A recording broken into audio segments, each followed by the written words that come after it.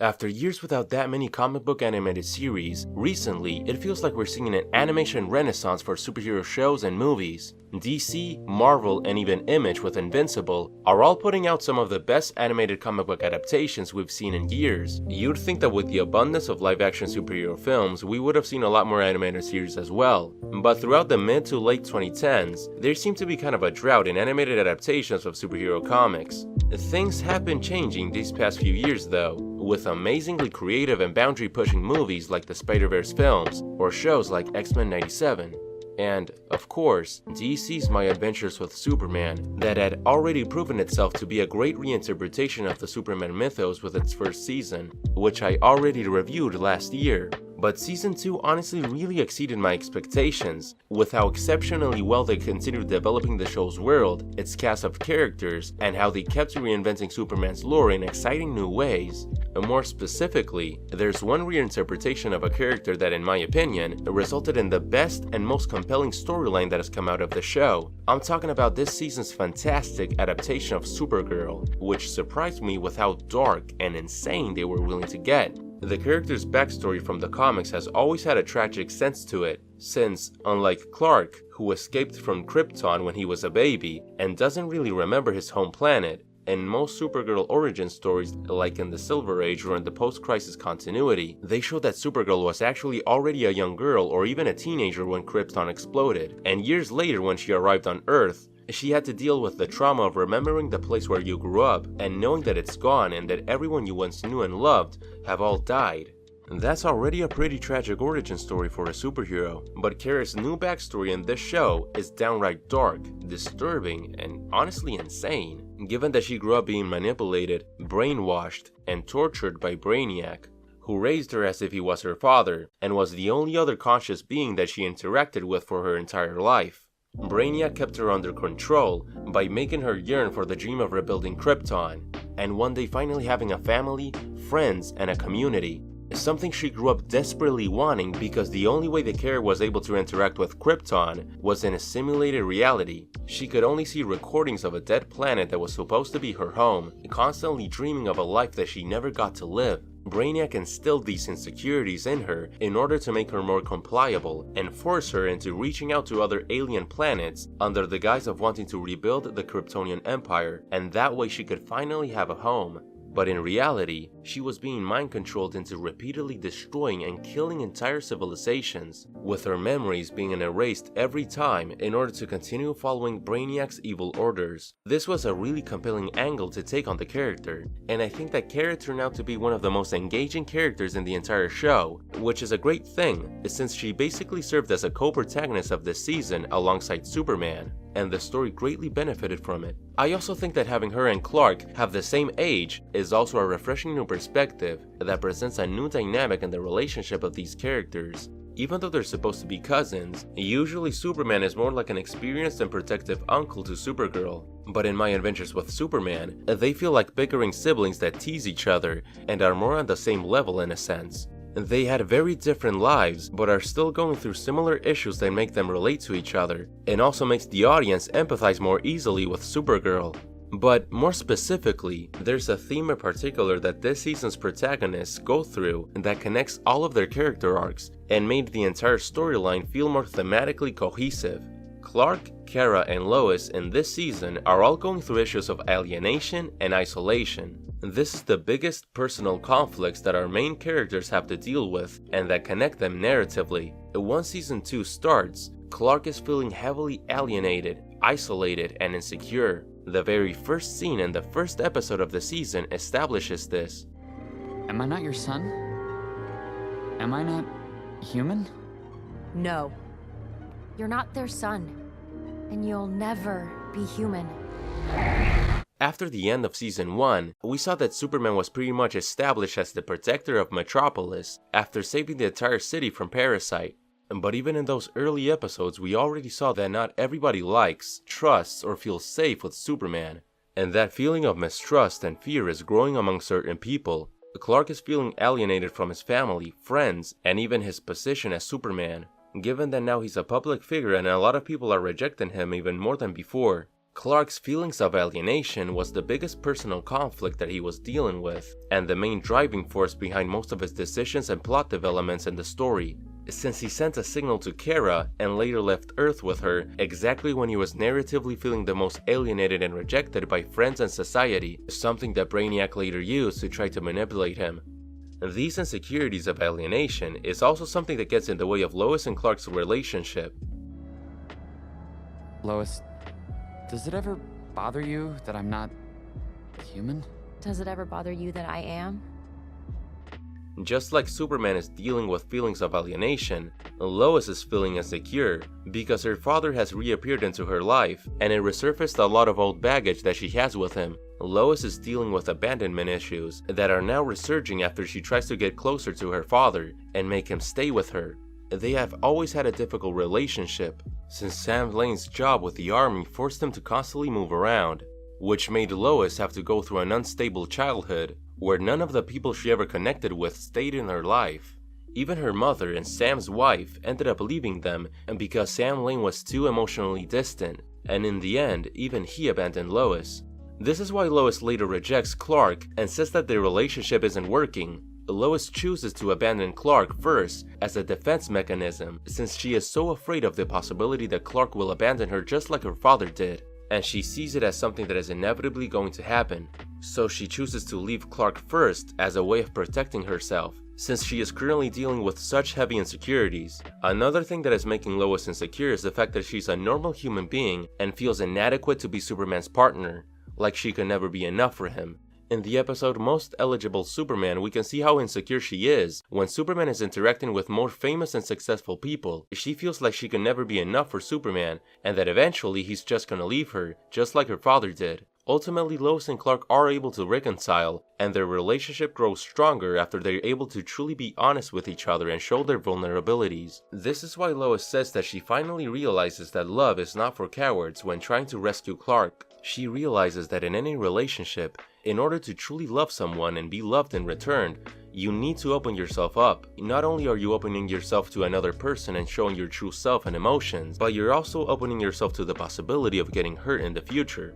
Loving someone makes you vulnerable, and this is a beautiful thing but also a very scary one. It's something that you have to come to terms with in order to truly love someone, and it's something that was developed and shown in a really good way this season. And I also love that Lois, again, literally saved Superman near the season's end. I mean, she clocked the shit out of Jor-El. I just love the amount of development and care that this show is putting into making Lois Lane a really fleshed out and three-dimensional character. And as we've previously discussed, this season's other protagonist, Supergirl, is also dealing with issues of alienation. Since she grew up completely isolated and abused, she felt so incredibly lonely all of her life that the first thing she did when she received Clark's signal from Earth is to fly out to meet him, despite disobeying her abusive father's orders, just because she felt that alone and had such a deep-seated sense of emptiness. She yearns to belong, to have friends, family, and real relationships, not false memories or images from a dead culture she never got to meet. This torturous childhood is also a huge reason why Brainiac was such a compelling and engaging villain. I absolutely loved this reinterpretation of the character. Although I really liked General Lane as the main antagonist of Season 1, it was nice to get a full-on evil villain as the main threat of Season 2. Brainiac was incredibly menacing, imposing, and oppressive. You totally get why Supergirl would grow up so afraid of a being like him. Michael Emerson also did a fantastic job in voicing the character. I knew that he was a fantastic actor from seeing him on the show Person of Interest, and he also did a great job in voicing the Joker for the Dark Knight Returns animated movie. But he honestly exceeded my expectations with just how good his Brainiac portrayal was.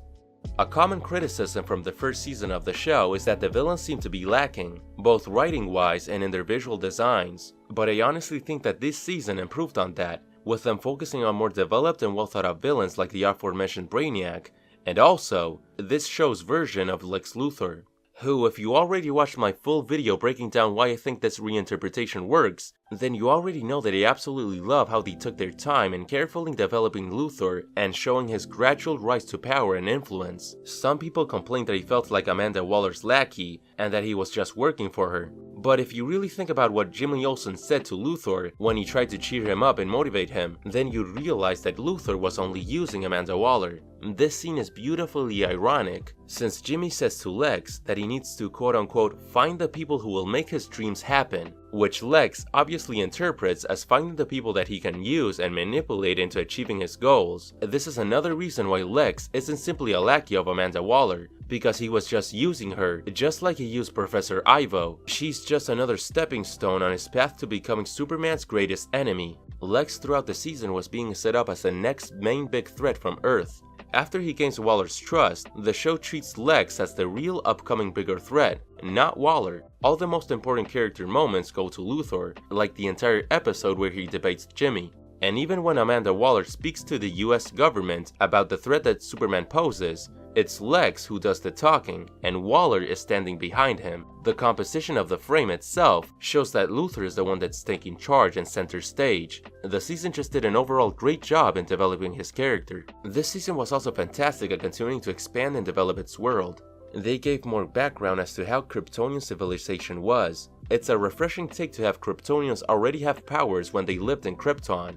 It makes sense, since if such an advanced society like Krypton really existed, then they would have eventually realized that yellow sunlight gives them powers, and they would have looked into a way of replicating that power on Krypton. And having the Kryptonians be full-on conquerors and aggressors is an interesting new take. It gives Superman an internal conflict regarding how he feels towards his original culture and people. I also love how they continue fleshing out the Daily Planet. It's nice that they took the time to solidify Superman's supporting cast.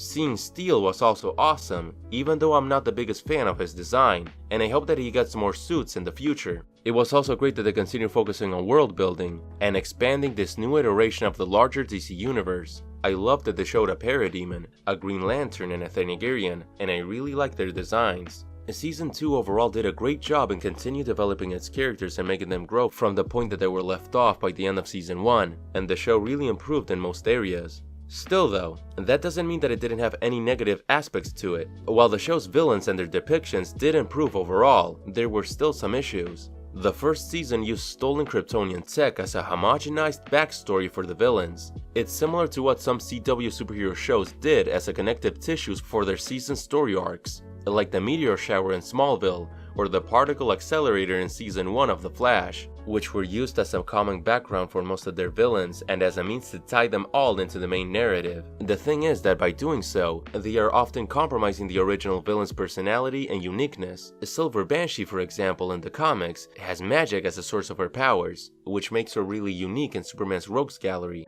but in this show she's just yet another person with Kryptonian technology. This season also introduced Atomic Skull and Damage as the first two new villains, where they were both explained as being test subjects from the new Task Force X experiments. And while initially I thought that they were going to introduce even more villains as Task Force X government experiments, luckily those were the only two. Atomic Skull's design is awesome, but I didn't really like Damage's if I'm being honest. And the use of Metallo was really disappointing. It again throws away all of the uniqueness, the identity and charm from the original character in order to use them as a generic enemy. And honestly, I hope that in the future, they still introduce John Corbin as a person who ends up being experimented on by Luthor, turning him into a Metallo 2.0.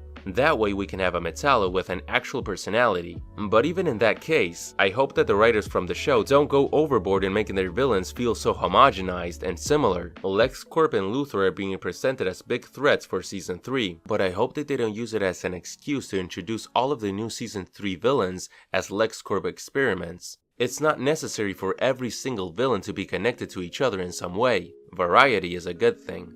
Livewire and Heatwave were fleshed out and given more character this season, which is good, but they showed up in the finale to help out and it felt, somewhat earned. Kind of, but when Silver Banshee and the other two dudes appeared, it really felt unearned. Even if none of them are really full-on evil villains in this world, when they are used so conveniently like this, just for the plot's sake, it feels like they are used more as props than actual characters. Another thing I didn't really like is that the way in which Clark and Lois argued with each other towards the middle of the season felt kind of forced in execution. especially since it happened after Clark misheard and misunderstood something that Lois said. He's different. He is, yes. But that's what I love about him.